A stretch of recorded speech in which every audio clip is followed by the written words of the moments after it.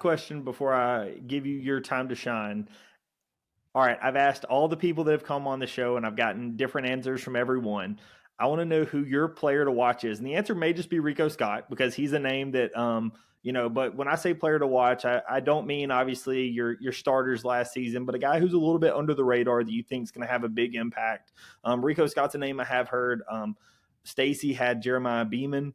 Obviously, we got tons of names that have been announced, but who is Clint Lamb's guy that Alabama fans need to keep an eye on for this upcoming season? Do you think he's either going to be able to play substantial starting minutes or just be able to have an impact that maybe some people aren't expecting? This will end up one of two things going to happen. I'm either going to look like a genius, or people are going to be saying, dude, he barely played. And I look like an idiot. There's really no in between, in my opinion. And for me, it's Daniel Hill. I like Alabama's running back room. I like Jam Miller there at the top. I think Richard Young has a lot of potential.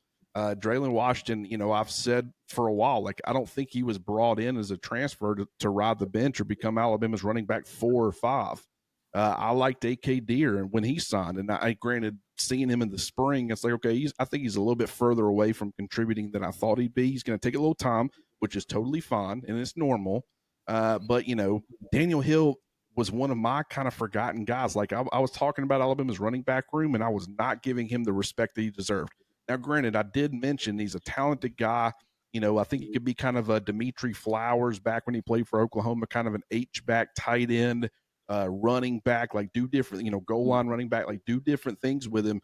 The fact that he played tight end in high school, great at catching the football down the field, I did think he could end up being a Swiss Army knife, but I was not giving him enough respect at the running back position. And just, I do think Jam Miller is going to be Alabama's starter, but something that was said on the next round yesterday by Jim when I brought up Daniel Hill was, you're kind of describing a 2018 Josh Jacobs situation where he wasn't the starter, but he was kind of, every time he touched the football, he was viewed as Alabama's best running back. I'm not guaranteeing that that's going to happen with Daniel Hill. What I'm telling you is that I would not be shocked at all if he ended up being one of Alabama's top 2 or 3 running backs, leaning more 2 than 3, to be honest.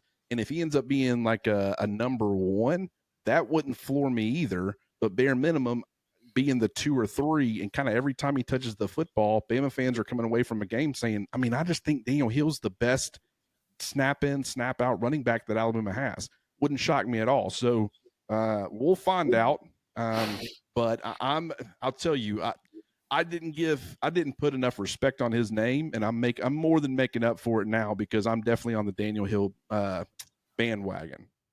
Well, I appreciate it. Like I said, those are the kind of takes that I'm looking for, right? I'm not looking for the easy takes, right? At the end of the day, somebody's going to be wrong. Whether it's me, whether it's you, whether it's somebody out there is going to be wrong. Somebody's going to say somebody's going to do really well and they're not, and that's going to be the case, and it's going to be okay, right? Those things happen every year, whether it's football, basketball, baseball. Every sport has it, so I wouldn't worry too much about that. But I appreciate that one. I'm going to definitely have to watch some more Daniel Hill tape because that's not one that I've seen that I've had circled here recently. So you're definitely one of the first ones that I've seen putting their foot down as kind of a line in the sand of this is what I think about this guy.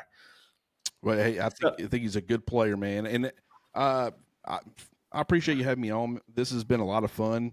I know you're a new channel and everything, and you're doing a phenomenal job. Great job, kind of playing point guard there. I know you're kind of new to it, but you're definitely a natural. Thank you so much. Yeah, I wanted to roll out the red carpet. I know I mentioned it up at the top, but please tell the people where they can find you if they are not following you already. So the YouTube channel, Cover Crimson, is where you can find Mick Gillespie and myself pretty much every day, every weekday at least. And then we have a message board community that we've been building and continue to grow.